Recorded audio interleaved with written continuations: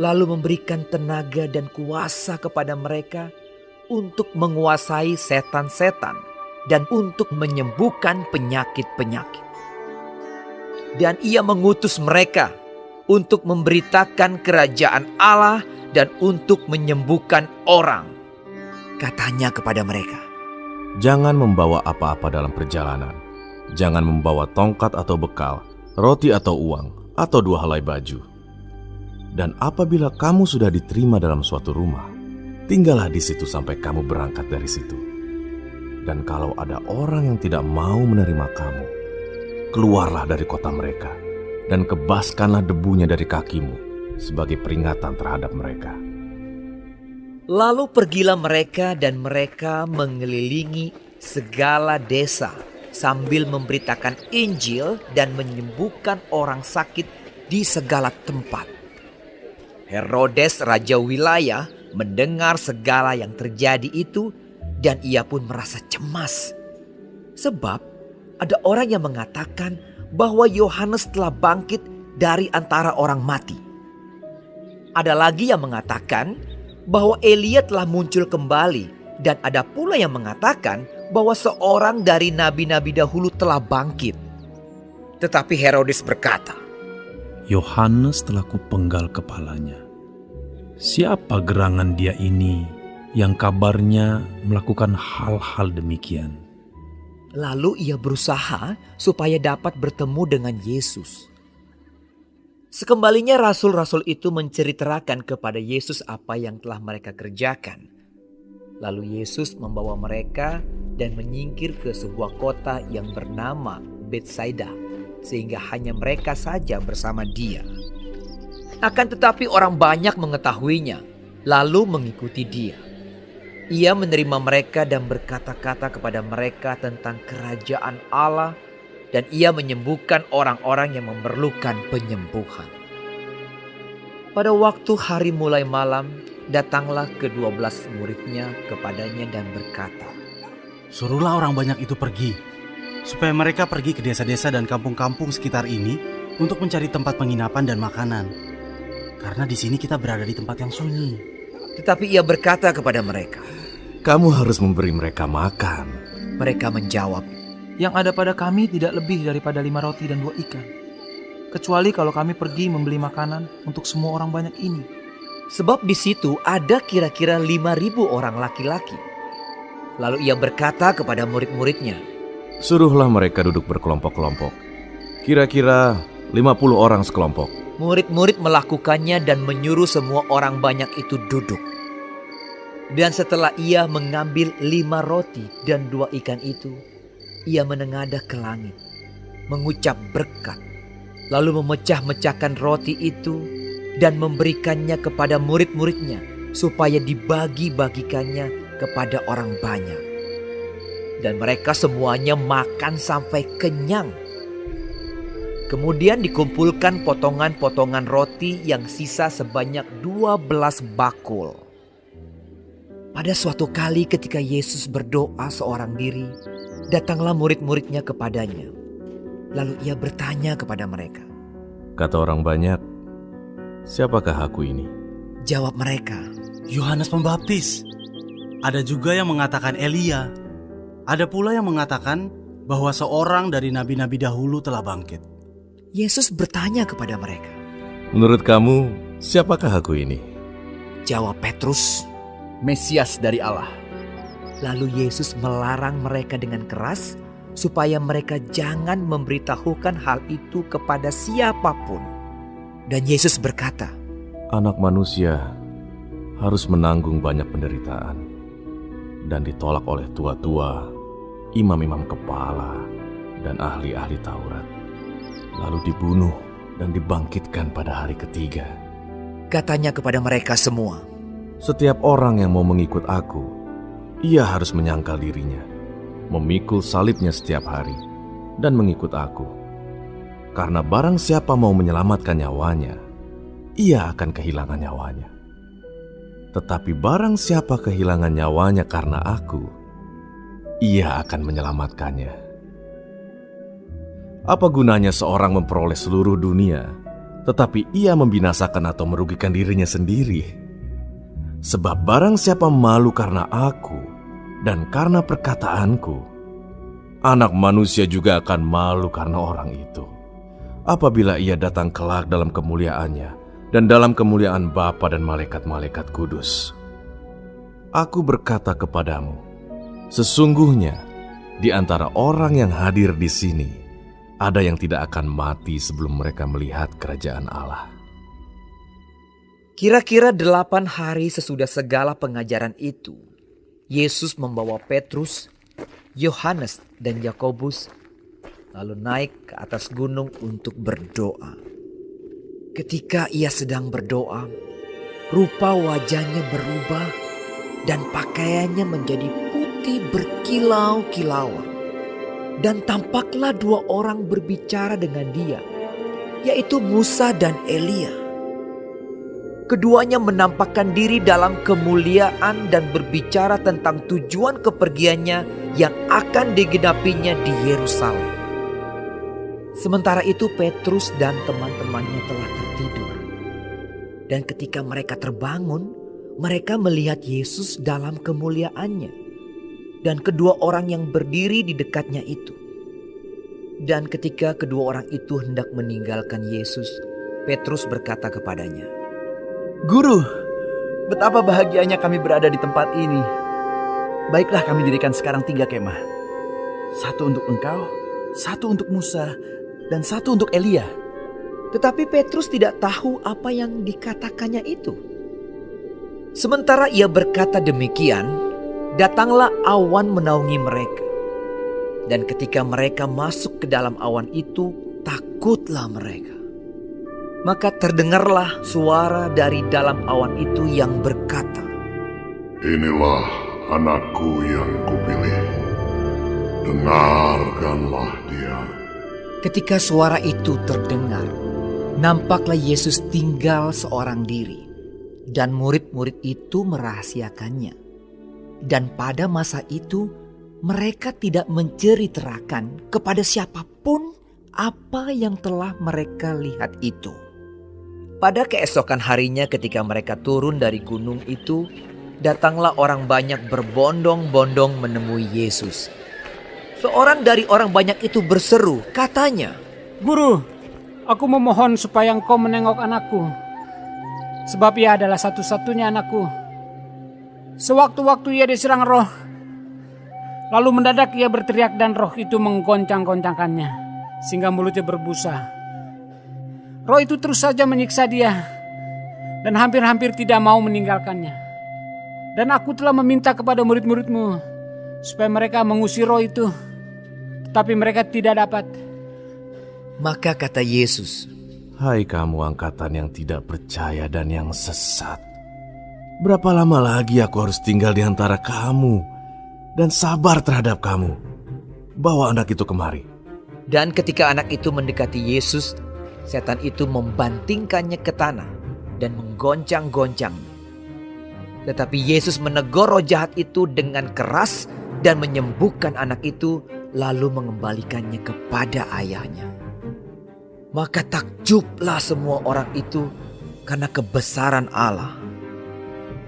Ketika semua orang itu masih heran karena segala yang diperbuatnya itu, Yesus berkata kepada murid-muridnya, Dengarlah dan camkanlah segala perkataanku ini. Anak Manusia akan diserahkan ke dalam tangan manusia. Mereka tidak mengerti perkataan itu, sebab artinya tersembunyi bagi mereka, sehingga mereka tidak dapat memahaminya. Dan mereka tidak berani menanyakan arti perkataan itu kepadanya. Maka timbullah pertengkaran di antara murid-murid Yesus tentang siapakah yang terbesar di antara mereka. Tetapi Yesus mengetahui pikiran mereka. Karena itu, ia mengambil seorang anak kecil dan menempatkannya di sampingnya dan berkata kepada mereka, Barang siapa menyambut anak ini dalam namaku, ia menyambut aku. Dan barang siapa menyambut aku, ia menyambut dia yang mengutus aku. Karena yang terkecil di antara kamu sekalian, dialah yang terbesar. Yohanes berkata, Guru, Kami lihat seorang mengusir setan demi namamu, lalu kami cegah orang itu, karena ia bukan pengikut kita. Yesus berkata kepadanya, Jangan kamu cegah, sebab barang siapa tidak melawan kamu, ia ada di pihak kamu. Ketika hampir genap waktunya Yesus diangkat ke sorga, ia mengarahkan pandangannya untuk pergi ke Yerusalem. Dan ia mengirim beberapa utusan mendahului dia. Mereka itu pergi lalu masuk ke suatu desa orang Samaria untuk mempersiapkan segala sesuatu baginya. Tetapi orang-orang Samaria itu tidak mau menerima dia karena perjalanannya menuju Yerusalem. Ketika dua muridnya yaitu Yakobus dan Yohanes melihat hal itu, mereka berkata, Tuhan, apakah Engkau mau supaya kami menyuruh api turun dari langit untuk membinasakan mereka? Akan tetapi ia berpaling dan menegur mereka. Lalu mereka pergi ke desa yang lain. Ketika Yesus dan murid-muridnya melanjutkan perjalanan mereka, berkatalah seorang di tengah jalan kepada Yesus, Aku akan mengikut Engkau, kemana saja Engkau pergi. Yesus berkata kepadanya, Serigala mempunyai liang dan burung mempunyai sarang, tetapi anak manusia tidak mempunyai tempat untuk meletakkan kepalanya. Lalu ia berkata kepada seorang lain, Ikutlah aku. Tetapi orang itu berkata, Izinkanlah aku pergi dahulu menguburkan Bapakku. Tetapi Yesus berkata kepadanya, Biarlah orang mati menguburkan orang mati, tetapi engkau, pergilah dan beritakanlah kerajaan Allah di mana-mana. Dan seorang lain lagi berkata, Aku akan mengikut Engkau, Tuhan. Tetapi izinkanlah aku pamitan dahulu dengan keluargaku. Tetapi Yesus berkata, Setiap orang yang siap untuk membajak tetapi menoleh ke belakang tidak layak untuk kerajaan Allah.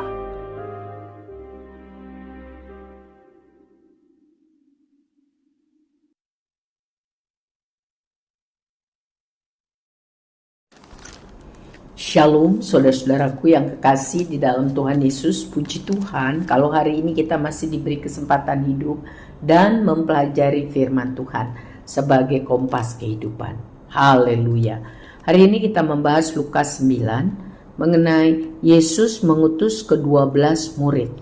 Yesus memanggil ke-12 murid lalu memberikan tenaga dan kuasa kepada mereka untuk menguasai setan-setan dan untuk menyembuhkan penyakit-penyakit. Saudara, ini kali pertama Tuhan Yesus mengutus ke-12 muridnya untuk mewakili dia melayani banyak orang.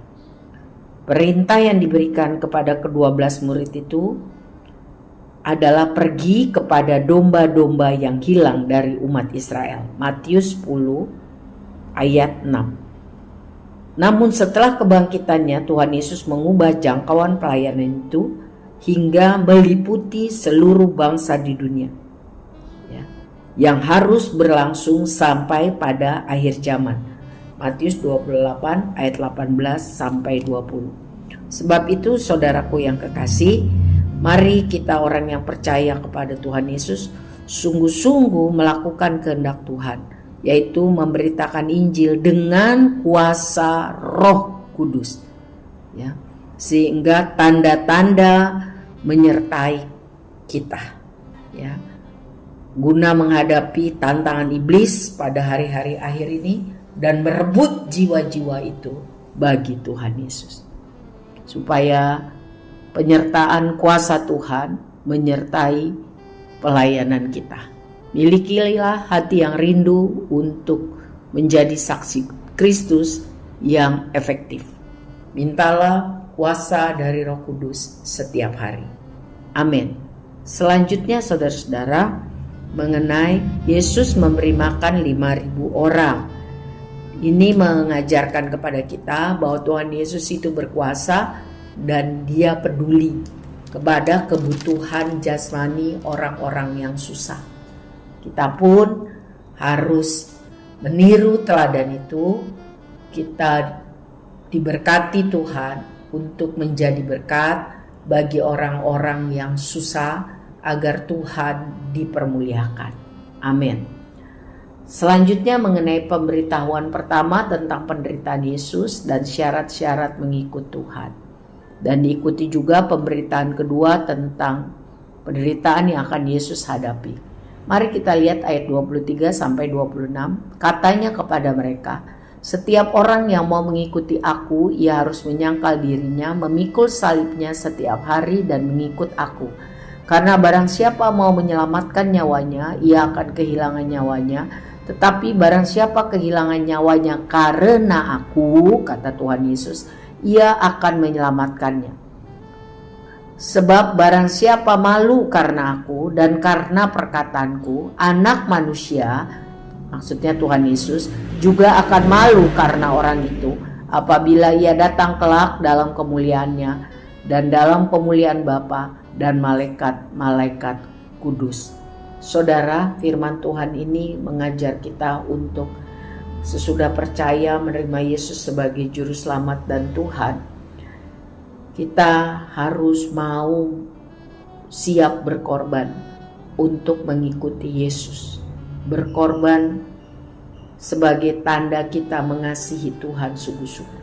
Menyangkal diri untuk hidup, tidak mementingkan diri, tapi mementingkan Tuhan. Ya. Menjadikan kebahagiaan atau kesenangan kita adalah kalau bisa hidup sesuai kehendak Tuhan. Meninggalkan hidup yang berdosa, hidup yang tanda kutip penuh dengan kedagingan, hawa nafsu, menguasai diri untuk bisa hidup melakukan kehendak Tuhan seumur hidup. Mari kita sungguh-sungguh bangga punya Tuhan Yesus. Karena dikatakan akan banyak orang yang merasa malu di hadapan orang mengaku bahwa dia adalah pengikut Yesus. Malu mengakui bahwa Yesus adalah Tuhan dan juru selamat satu-satunya. Maka orang-orang seperti itu akan ditolak, dihukum Yesus pada hari kedatangan yang kedua sebagai Raja dan Hakim. Tuhan tolong saya dan saudara untuk berani memproklamasikan dengan perkataan dan tindakan sehari-hari bahwa kita adalah murid-murid Tuhan Yesus. Amin. Selanjutnya mengenai Yesus dimuliakan di atas gunung. Saudara, pada saat Yesus dimuliakan, Yesus diubahkan di hadapan 3 muridnya. Mereka bisa melihat kemuliaan sorgawi, ya, menguasai Yesus. Dia adalah Allah dalam tubuh manusiawi. Tujuan pemuliaan Yesus ini untuk mendorong mental Tuhan Yesus karena sebentar lagi ia akan menghadapi kematian di kayu salib.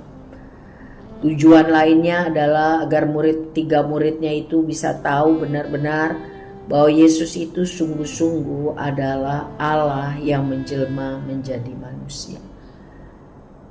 Mereka akan dipakai Tuhan untuk menjadi saksi-saksi Tuhan yang efektif. Mulai kepada teman-teman mereka, lalu baru kepada banyak orang. Bahkan siap mati martir untuk Tuhan Yesus. Petrus, Yohanes, dan Yakobus. Ternyata bahwa hanya Yohanes yang mati secara tua dan normal. Walaupun sebelum mati, dia harus dibuang karena kebenaran Injil ke Pulau Patmos. Dan sebelumnya dia juga harus menderita secara jasmani dan rohani. Tetapi karena mereka sudah memiliki pengalaman dengan Yesus, mereka dimampukan setia sampai akhir. Tuhan tolong kita setia sampai akhir. Amin. Selanjutnya Yesus mengusir roh dari, tentu roh jahat ya, dari seorang anak yang sakit. Ya. Sebelumnya murid-muridnya sudah datang, sudah melayani anak ini tapi tidak berhasil. Roh iblis tetap terus menguasai, menyiksa anak ini, bahkan hampir-hampir mau mati. Lalu mereka datang kepada Tuhan Yesus dan mohon pertolongan. Yesus menegur murid-muridnya sebagai orang yang tidak percaya, yang sesat. Ya. Jadi saudara-saudara, kita harus sungguh-sungguh berdoa agar hidup kita memiliki kuasa Tuhan, sehingga pelayanan kita pun berkuasa, mengusir setan dalam nama Tuhan Yesus, mendoakan agar mujizat-mujizat terjadi, sehingga nama Tuhan semakin dipermuliakan, Berita Injil semakin disebarluaskan dan kita semakin kecil dan rendah hati karena tahu semua yang baik, kuasa itu milik Tuhan yang dititipkan bagi orang-orang yang sungguh-sungguh percaya dan sungguh-sungguh minta dipimpin, dipenuhi Roh Kudus setiap hari. Orang yang sungguh-sungguh rindu menjadi saksi Kristus yang efektif. Mari kita berdoa untuk teman-teman kita, jemaat Tuhan, hamba-hamba Tuhan yang melayani, supaya sungguh-sungguh dicurahkan kuasa Roh Kudus sehingga pelayanan bagi kemuliaan Tuhan bisa efektif. Dan perhatikan mengenai siapa yang terbesar di antara para murid.